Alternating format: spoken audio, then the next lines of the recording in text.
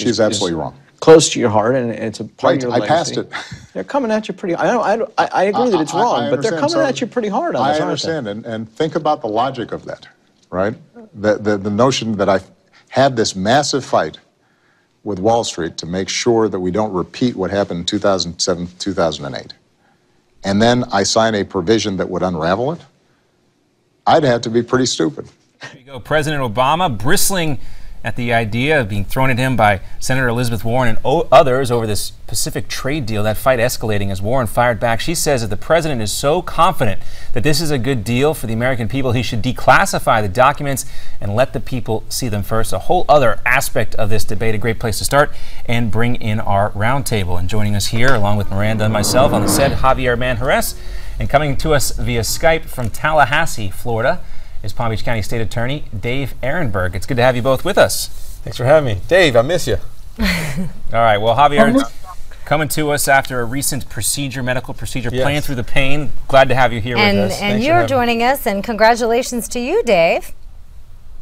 Thank you. I waited long enough to tie the knot, but it was well worth the wait. Wow. Congratulations to you and your lovely bride. And Republican, by the way, so I think you'd like that.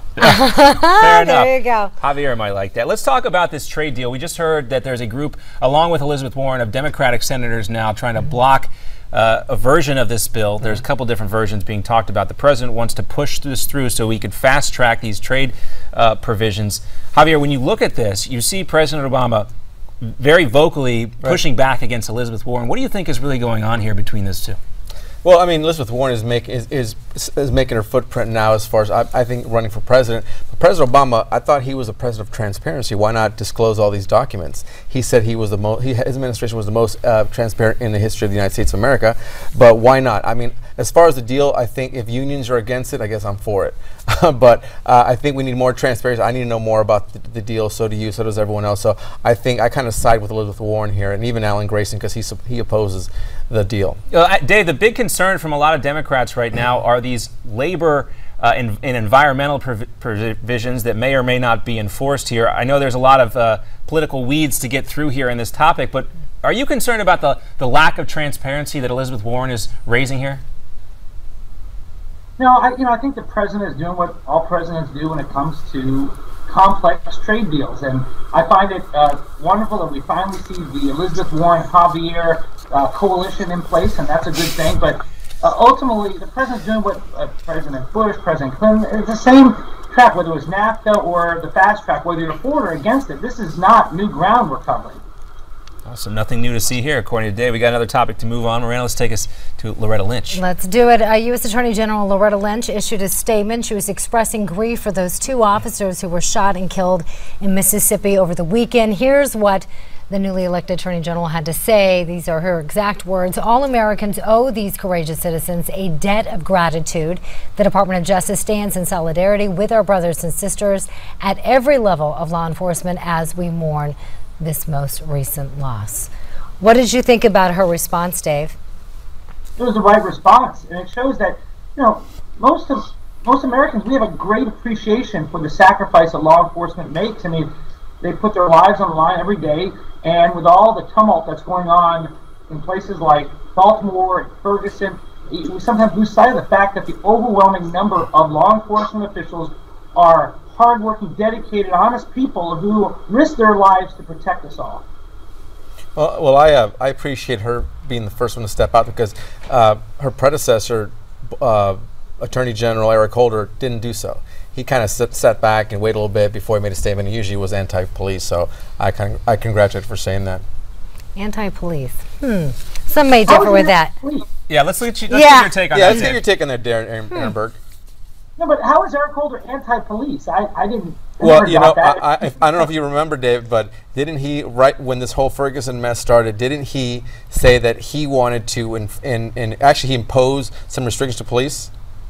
Well, how does that make you anti-police still? Well, but my point is this: why go after the police before the facts were put out there and what really happened in Ferguson. So really that's what you're criticizing. Exactly, that's what I'm being critical of the system isn't necessarily being critical. Well, he's being critical of police in general, because he's being, if when you have police agencies or police unions going going after Eric Holder for what he said last year, what does that say? The police even disagree with Eric Holder. Yeah, there's still a lot of police unions defending the police no matter what. That's what they are there to do. But everybody can agree what happened to these officers is horrible, and it needs to stop. Okay, yeah, and also when they talk about this, there seems to be some equivocating going on sometimes with President Obama, talking about the sacrifices that police officers make, but in the same breath mentioning several cases, mentioning several instances of police misconduct, and it'd be perhaps better maybe if they separated the two. But we got a lot more to talk about, guys.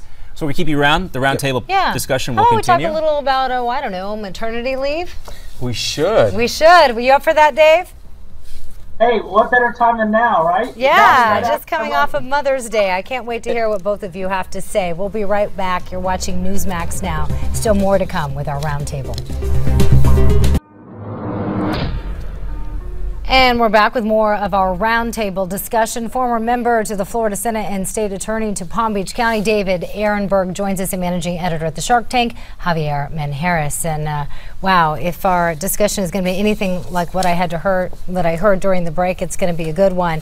So let's talk about it. Mother's Day was just this Sunday. I'm sure all of you boys did the right thing, right? Flowers to mom. It was Mother's Day right? Sunday? Oh. That's a little foreshadowing. I hope your mother's watching feelings right now.